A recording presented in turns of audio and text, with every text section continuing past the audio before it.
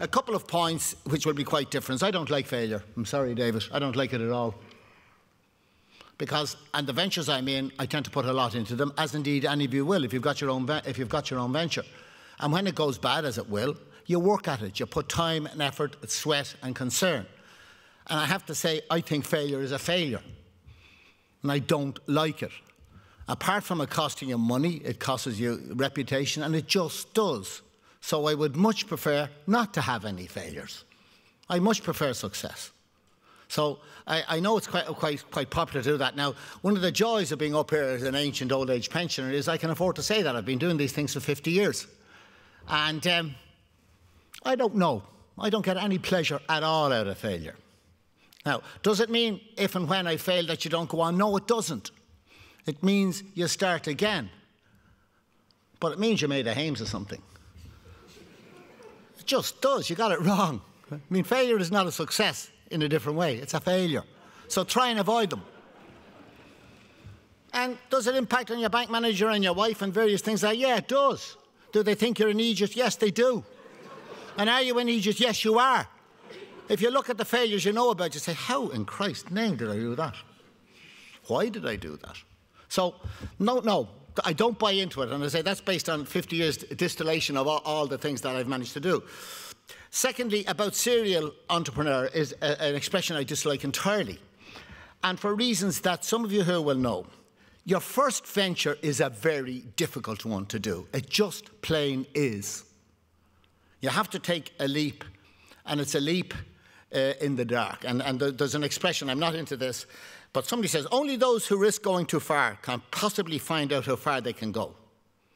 And that's your first venture. You know, say, Jesus, you know, I think of all the things that go wrong, which they will, and I don't want to do it. Now, when you do it, and if it succeeds to a greater or lesser extent, you know how to do it. And subsequently, second and other ventures are significantly easier. It's like the child, it's like Tommy. Once you walk, you're not going to stop. You know how to walk. Once you can ride a bike, you know how to do it. And I really think that's why most entrepreneurs are serial, and for reasons I'm going to talk about. Another question as to whether or not you can learn all these things, I don't know. I just don't know. In the last couple of weeks, I was in with my wife. My sons have a distillery in Dublin, which is worth seeing when you go. They have their own high-end distillery in Newmarket in Dublin. And my wife insists on going down there all the time for lunch. In the 25 or 30 years we had the other distillery, she rarely went near them, proving that blood is definitely thicker than water. She worries about the boy. She didn't give a curse about me. It's more or less true for those of you who are in business on your own. So we were in there, and I met this guy, comes along, introduced himself. We had been in Irish college together in the summer of 1958. Hardly anybody in the room was born. I was 12. And what did he remember? Something I didn't remember at all. He told my wife, and she didn't know, and I've known her since I'm 17, 53 years. So obviously deep secret that she didn't know. He said that every night after the Cayley, for those of you who have ever been in these Irish schools, you'd go in at 10:30. I would be in there, and I would have two things. I'd have a packet of nice or Nice biscuits, you know the Nice biscuits, and I would have a large bottle of red lemonade. And I would sell the biscuits and sell slugs of the lemonade. And he said what was really bad is I could measure the biscuits, but I used to watch the slug very carefully. Now, I had forgotten that completely. And the wife says, yeah, I knew he was like that. No, it hasn't gotten any better. Now, did I know what I was doing? No, but what he then remembered that the next day I would go back to the shop, buy the Nice biscuits and sell them again, and I did that every day. So I do remember I came back from Irish College with significantly more money than I went, and I was 12. Now, I tend to see that in the various people who set up businesses that I know. There's something there. How was that acquired? I don't know. I have no idea where that came from. Is it essential? No, I'm not so sure. I'm only going to go through 4 things very quickly as to what I think you need to set up a business. And they work well with what the other guys were talking about. And I'm sure Mark will be the same. I think there's 4 things you have to have. You have to have the idea, or the belief, or the vision. I don't like the word vision, because apparently Helmut Schmidt said any person with a vision should see a doctor. And there's a lot of truth in that, but I'll come back to that. So your idea or your vision. The second thing you have to have is the ability to gather the resources. You'll all agree with that. The third and fourth ones are the ones you were talking about. You have to be able to handle uncertainty, not risk. Uncertainty, very different concept. And finally, the enthusiasm, the determination, or the energy that's necessary to make the thing work. This is where the failure part comes in. So let me spend a little bit about on each of those. So the 4 simple things are, and if you need it, I'll give you this. You can send it around if you want it. I have it because there was a time 50 years ago when I was teaching that I never needed to look at a note. Now I have to have notes. I don't know what that is. Maybe I'm getting more complex, or maybe I'm getting old. I don't know which. So firstly, the vision, the resources, the handle uncertainty, and the energy. The vision. Where do you get this idea? And I'm really strong on this now. This is personal view and it's not in it. I think it has to be yours. Yours alone. You have to believe in what you're going to do. Now, you need to think about that in a way. You really have to believe that I want to do this. Now, I don't think that this is that suitable for many of you in this room, because a lot of you are advisors to people, and they come up, these lunatics comes up with ideas, and then the various financial institutions, your enterprise zones, your banks, and all these other things say, well, now give me a 5-year spreadsheet. Firstly, you don't give a damn about a 5-year spreadsheet. It's your vision, it's your idea. Secondly, you don't know how to do one. Now, when we set up the whisky in whenever it was, the first one, it was written in 1970 as a student. 1986 before I had any money, because in 1970, again, like some of you probably here, I was a student, I was married, she was pregnant, and we were broke. Fairly normal. And no, I was a graduate student. I wasn't an undergraduate at that stage. Yeah. And so it was 1986 before we had the money to set it up. Did I do plans? Yeah, of course I did a plan, or I got somebody to do it because I wanted to raise money from outside. But I'm not so sure. If your idea is anyway off the wall, I really don't think 5-year spreadsheets and projections mean anything. Firstly, you don't believe them. But you do them because you can't get grants without them, right? So you hire somebody, one of the accounting firms, apologies to the people, and you get them, do me a 5-year spreadsheet. What do you want to have? Whatever you are yourself, it's grand. As long as you come up with the right answer. Now, then you go to the bank, and bank managers here, you need something that you can pass up so that a whole lot of business and accounting graduates can tick all the boxes. Yeah, rate of return, etc., etc., etc. I do not believe for an instant that you or me, or those of us who are going to set up in this idea, really care about the internal rate of return. I agree we want to make some money. I'm not sure it's that important. It's a counter. For me, money is a counter. I could have been, I was just thinking there this morning, say, would I not be much better off lying in my villa in Monte Carlo than having to come up here after you two fellas? What the hell would I be doing lying in a villa in Monte Carlo? Well, why would I want to do that? No, you know, so I immediately just, so I'll take the abuse I'm going to get anyway. I come back again. The idea is very, very important, but it's your belief. This is what's going to go on, which is why I have some difficulties with social entrepreneurship and cooperative entrepreneurship. I don't know how you share a belief. Now, I know that that's not politically correct.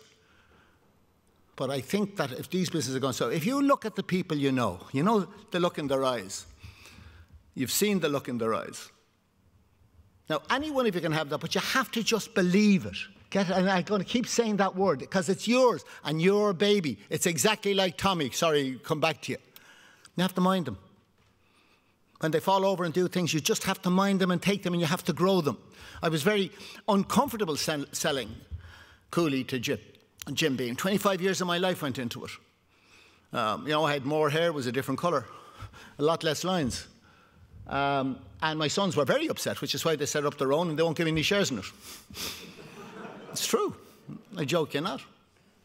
Didn't want it sold. But I had 300 shareholders where I was the young Turk, so you can imagine how old they were, who never got a dividend for 25 years. I was very lucky I had that. I'm going to come on to that. Now, just very quickly, where did the vision for the whisky come? I'm a teetotaler. Some of you knew that. They didn't tell you that.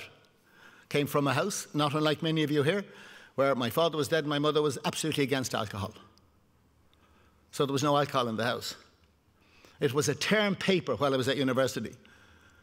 A professor said, I like Irish whisky. Why don't you write something about Irish whisky in the States? And I was mesmerised by it. Mesmerised. Couldn't believe 60% of the whole world was Irish whisky. Of all the whisky in the world, it was Irish. You know, when you see John Wayne in a bar, give me a whisky, that was always Irish. Had to be. There was no Scotch, really. And then we blew it because we refused to adapt to technology. I looked out at Samson and Goliath this morning, and maybe it's the same thing. Maybe it's the same thing.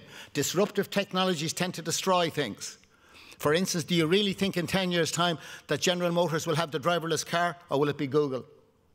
Or will it be Yahoo or somebody? I'm not so sure that the car companies can adapt. The Irish wouldn't adapt. It was a new column technology developed. And they lost it all from 60% of the world. You know, Irish whiskey, why was I in it? I'm not going to spend time on this. Irish thyme, Irish air, Irish water, Irish grain, and must be made in Ireland. Can you think of a better industry? That's all it is. You take a €400 ton of grain, you add those things, time, air, water, and location, and you sell it in Germany for 4,600. I thought that was a good idea. I didn't need to do any more numbers. Now, there's a few minor weaknesses. One, you're not able to sell it. Two, you have to keep it for anything up to 30 years. Anybody who buys a 30-year-old whiskey, that represents 27 years of failure. Because they didn't sell it at 3, 4, 5, 6, 7, 8, 9, up to the 30. And there's only less than half of it left. It really is, I look at it all the time. My two boys had some 30-year-old, which they sell at €1,800 a bottle. And the more they put the price up, the more they sell. It's just unbelievable. And they don't realise that it's absolute huge failure that we were never able to sell that bloody stuff for all those years. It's a wonderful, when you think about it, it's fantastic. Why did I say it? Because it was a natural industry for Ireland. And I still believe it's a natural industry. And anywhere there was a monopoly, there was one company which was a dreadful monopoly, as monopolies tend to be. And could you get in? Was it an overnight success? After 23 years it was. We lost money for 11 years. And why did I survive? Only because of the second thing, the guys with me. You might ask, the other thing is these resource companies, which we set up a lot of resource companies. By resource companies, I mean exploration companies. And they're genuinely high-risk companies. And the reason was I worked with a group, many of them from Newry and from Anna, who'd made money in Canada and come back and set up the Irish mining industry. And then I knew how to do it, and I knew the next things.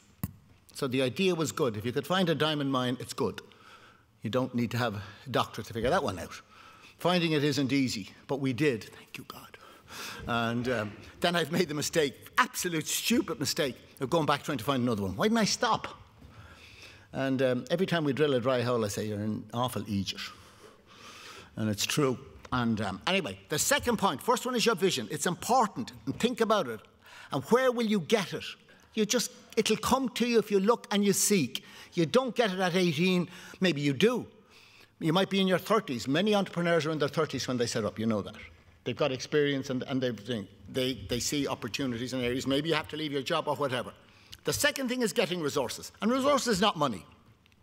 It's three things. It's money, technology, and people. The people thing we agree with. And let's do the easy ones first. Getting people for a new venture I've never found very difficult. I don't know, I'm an economist or a money man, so I have no technical skills whatsoever. To drill a hole, useless. To distill whiskey, not as useless as I used to be. I have a little still in the back garden. If there's anybody here from the revenue, don't tell them. Except that if they came, it's absolutely awful. I make a father and mother of a mess of it.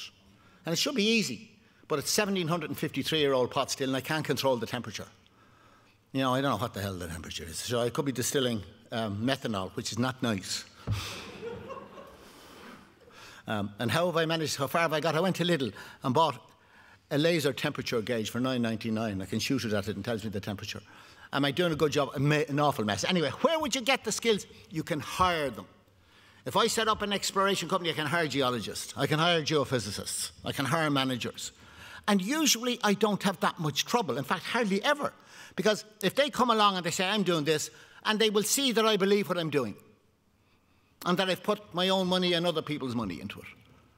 And it's easy to get then for people to follow you. This is what we just had a quick word about. And they get phenomenal motivation. The workforce in the Cooley Peninsula, most of them had never worked. It was an awful, difficult place, politically and everything else. And suddenly they've bought into this concept, and they bought into the belief. And they were a fantastic workforce. Unbelievable. Couldn't believe it. None of them had any skills at all. And after 10 years, we won European Distiller of the Year and then won World Distiller of the Year after about 3 more years. Amazing achievement. And they make good quality whiskies.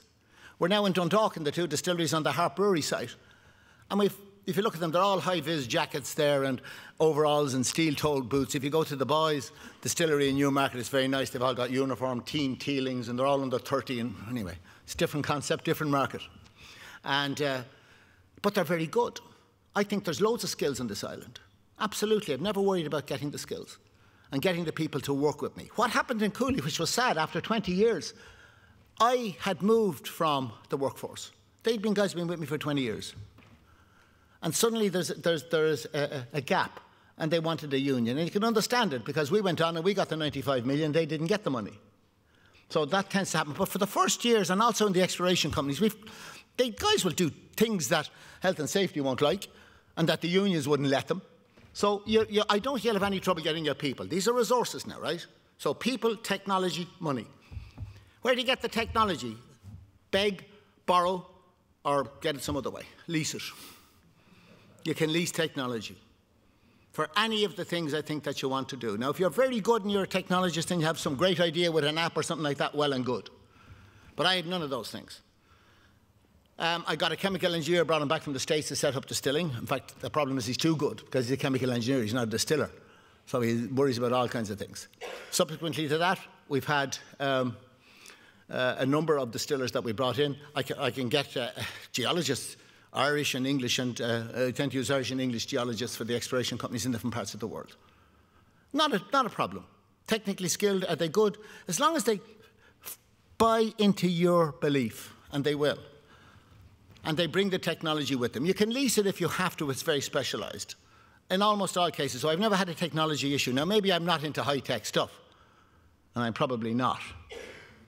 And the third one is the money. Where do you get it? You get your initial money from three groups: family, friends, and fools. And I mean that, because they figured out that for seed capital, in the US, rather than, I haven't seen the Irish ones, is the return is only about 6% for startup capital. Now, there are loads of sources in this island, loads of different types of things. Do they put you through hell, high water, and 67 pages of forms to fill in to get anything? Yes, you do. Are we very good at filling out 67 pages? No, we're not. I'm not good at it. Do I get money from the agencies? Yes, I do. Are they too bureaucratic all over the place? Yes, you are. Now, have you got to be able to report and account for it? Yes, you do. Is there a dichotomy? Yes, there is. Sorry about all that. So you get your money from your family, your friends, and people who will take risks. Now, in the resource business for the last 6 years, we've been losing our ass. Our shares are down about 95%, so I've lost the fools. I've now family and friends, so if it doesn't change shortly, I'm going to lose family. And there's only so far that you can get on that. So now we're on those two areas.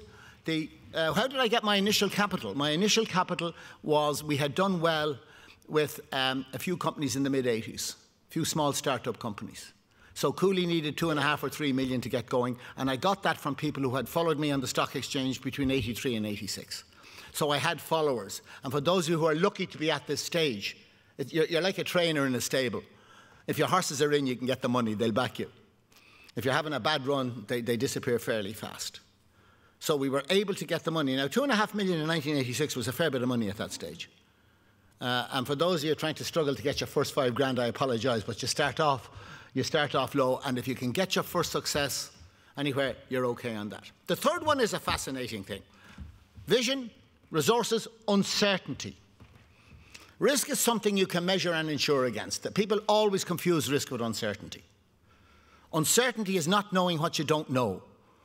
Or as Rumsfeld for Iraq said, the unknown unknowns. And they really do exist.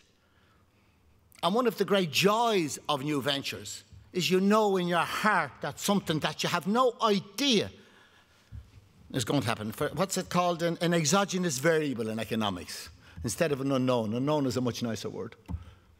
And things go wrong that can't go wrong. People do things they can't possibly do. Now, what I don't understand is there's supposed to be a law of physics. And machines do things that machines can't do. I have no idea how that happens. And it happens all the time. Now, not enough. So you must be able to handle it. Now, I think it was David, you said 2:30, waking up at 2:30. I think it must be maybe the UK they wake up at 2:30. In this island, we wake up at 4:30. At 4:30 in the morning, this morning at 4:30, it's dark, it's miserable. The spouse behind you, yours or somebody else's or whoever's beside you, is snoring away happily, and you're awake. You're saying, and it's dark and it's black and it's windy. And do things look awful? They look bloody awful. For those of you who haven't been down this road, maybe on the Saturday mornings after a hard night you say, what did I do last night? Well, in our case you say, why did I do that? I have no need to do these things. And you're going to say this, you just are if you're in business. But it gets bright. It was a beautiful morning. And it's so true that things look different. Now, I have a friend who didn't wake up at 4:30, he used to wake up at 3:30. He was strange. And I said, well, what would you do, Bob? He said, well, I'd elbow breathe and say, get up and make me a cup of tea. Now, I said, I could probably do that once. Which may explain why she's still with me after 45 years of marriage. And I said, well, how do you get away with that? And he had a very good point for those of you who have a spouse. He says, look, she bloody well enjoys the good times, so she can bloody well enjoy the bad times as well. Now, for those of you who have a partner, I'm blessed, as I think many of us are. One, she never quibbled, you know, because 30 or 40 years ago, you had to put the house up for security. And one of the things we have on this island, which is appalling, is joint and several guarantees in banks. They don't have that outside of this island, do you know that? I still have, I'm 70, and I have joint and several guarantees. It's just ridiculous. And on the basis, the bank is a fair point to say, well, you know, if you really believe in this project, you'll put your money on the line. Not unfair. But it's very harsh, they'll do it. And she never quibbled. So I'm coming back to uncertainty, not knowing what you don't know. I believe that a lot of the builders in the south of Ireland who gambled billions in the most ridiculous things that you can imagine had no understanding of what they were doing. I really do believe that. They didn't know enough to know what they didn't know. Can I say that again? They really hadn't. There were. And this is. I shouldn't be saying this, but you know, they were uneducated financially, and they didn't know the risks they were taking and what they were doing. Things like leverage or stuff that you bankers all know about. They didn't know at all, and didn't care. And so they just didn't know what it was. But you must be able to handle that. And somebody calls up at 6 o'clock on a Friday and say, look, the machine is broken, there's stuff spewing all over the floor, all over the place. And you're supposed to be going out for a dinner. Actually, you're probably delighted to go back to the factory. I would be. And so as such, you have to be able to handle that. I think the uncertainty part of it is very significant. And that may be in the person. I happen to like risk. I like high-risk situations because I think I can handle it. Now, is that stupid? Of course it's stupid. High risk means you're going to lose 99 times out of 100. So when I get money from people to say explore for diamonds in the Kalahari Desert, I say, guys, this is very high risk. And they say, but you know yourself. You know yourself. I don't know myself. I haven't a clue. The hell do I know what's 3,000 feet into the ground in a hole this size, looking for a diamond that size? Haven't a clue. Not a clue. But they say, And then, when I'll give you one last example. I'm sorry for taking your time. We drilled in Bolivia for oil.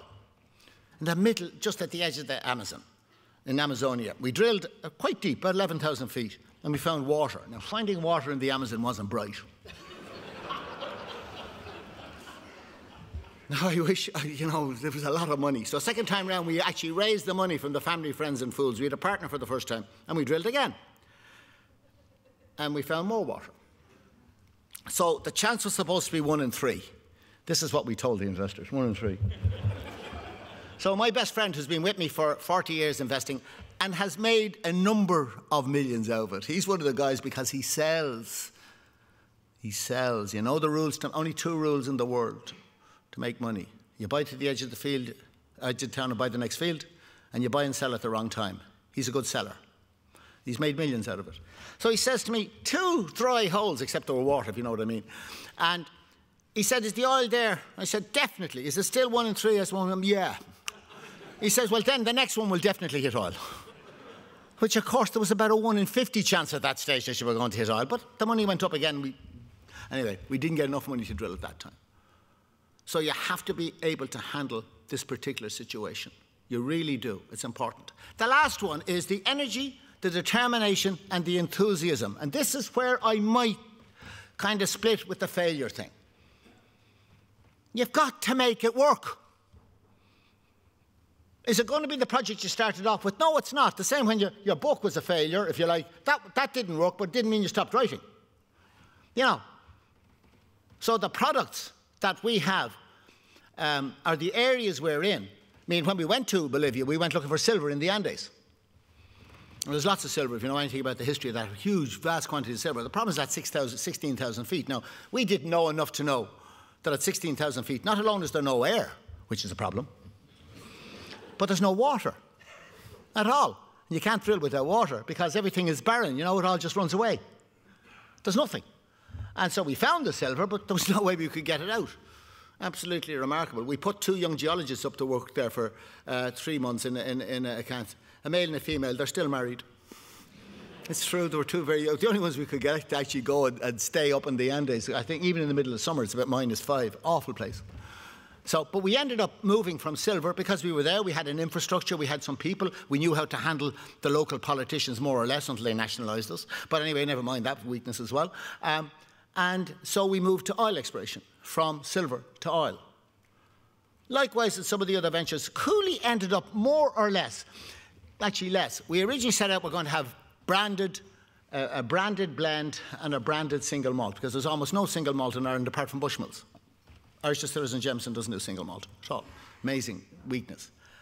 And so the first year we sold was 1993. And the first year we sold 3,000 cases.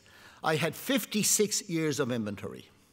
Those of you who know your finance will know a supermarket has 3 weeks of inventory. We had 56 years. Our bank managers were not impressed at all. So we changed and we went then for things like retail own label. Yep, I'm just done. Am I all right? Yep. Okay. They're looking at me here with eyes. And so we changed and we went for retail own label and then buyer's private label. This latest venture, it started off with that way. In other words, I learned a bit from it, and we now, in Dundalk, I have no brands, I have no marketing people, I only make bulk whisky, which I will sell to other people to market and sell. Will that end up like that? Probably not. There's already people saying, yeah, maybe we could sell a Dundalk whisky or something like that. So you adapt to make it work. It's working all right so far. But the point I'm making here is a very important point, is that you don't walk from it too easy. Most people don't. It's your baby. You stick with it. You be flexible, but you put energy and enthusiasm in it. And you're saying, look, I'm going to make this damn thing work. I don't care how. I have to make it work. It's my ego as much as anything else. Do entrepreneurs have egos? Yes. Do they have big egos? Yes. Is that a good thing? I think yes as well. I think it's very important that they should have that. As I said, over the time, I've been a number of these things. Have most of them worked-ish? Most of them worked-ish. I've got out of quite a number of them. I mean, Cooley was a big success after 25 years. The most successful we had was we actually did find a diamond mine. So we set up in 2002 and we were bought out in 2011. Some of you may have seen recently a big diamond, 1,100 carat diamond found in Botswana. That was our mine. Jesus. Do you know what? Look, it happens. And I was kind of going at this stage. It was 110 million to build a mine in Botswana. We had to find something like 8 million, our part of the equity, our 30% of the equity, which I got in the UK. And one of the problems you will find, and it will apply from here too, is when you go to the UK, even to this day, British investment funds tend to think that the Irish are incompetent or crooked, or most likely both. It's a big problem. So what happened was, yeah, we had made a balls of it. I had forgotten about things like currency exchange rates and inflation, and there was about 6 million deficit left after I raised the equity. 6 weeks later, I went back and they laughed at me. You couldn't get another 6 million, so we were bought out. Now, we got some paper out of it, and we got shares in the company. Not alone did they find the second biggest diamond ever found, the next day they found an 892 carat diamond. I really should have bought them. I was in Moscow last week with our partner Al Rosa, and I was handling diamonds between 200 and 300 carats each. They're nice. Yeah. Have I any interest? None in the wide world. I thought I'd be in the good books with the wife. We had a problem in part of Africa, and our diamonds didn't sell, so I bought at the auction price a 16.5 carat diamond from Sierra Leone, where are good quality diamonds. And I brought it home. Have you ever seen rough diamonds? They look like dirty plastic. So I gave it to the wife, and she says, oh, gee, yeah, is that it? I said, what do you mean, is that it? That was the end of my good weekend. And I said, would you like to have it cut and polished? Oh, yeah, and that was it. So don't buy them. If you're buying a diamond, buy one that's cut and polished anyway. All right, let me come back just to conclude on this particular area again, go back to you. You must have a belief that you are behind. I don't care what it is. I still have loads of opportunities. My problem is time and age. There are lots of things. I see more opportunities now than I ever saw because I know what to do and I can put together the rest of this. I can handle the uncertainty. I can get the resources to do these things. Your first one is the hardest one, and to step off, to take the first step is the hardest step that you're ever going to take. And it's a big step. For those of you who are in secure employment, it is a big step. I was teaching in UCD, so I was able to do a lot of it, abuse UCD for a long time while I was developing the other things. They eventually found me out. I think I have a couple of students here, so whom I passed, thank God. The ones I didn't pass didn't turn up. So your idea, and there's loads of them out there, and there will be more. Colossal opportunities. Just the very fact you mentioned earlier. There's 3 billion people coming in to the middle class. 3,000 million people who want everything. They're going to want cars, they're going to want fridges, they're going to want whiskey, thank you God. Biggest market in the world for whiskey is where? India. 300 million cases of whiskey in India. Total worldwide sales of Irish whiskey today, worldwide now after a huge boom, is 10 million. So if we got 1% of the Indian market, now it's made from sugarcane, it doesn't matter. You know, whiskey can be made from any source of starch or sugar. 1% would be 3 million cases. So the entire Irish industry couldn't supply 1% of the Indian market. So big opportunity. Chinese girls say, if you love me, you'll give me a diamond. There's 650 million Chinese girls. Since the beginning of time, 650 million gemstone quality diamonds have never been found. These are just a couple of the things that are out there, the opportunities that really grab me. There's loads of them in biotech, in tourism and education and areas like that. So ideas are there. You can get the resources. Start small. Handle the uncertainty and keep at it. And I'll conclude by saying, and my favourite from is Star Trek. Go forth and prosper. Thank you very much.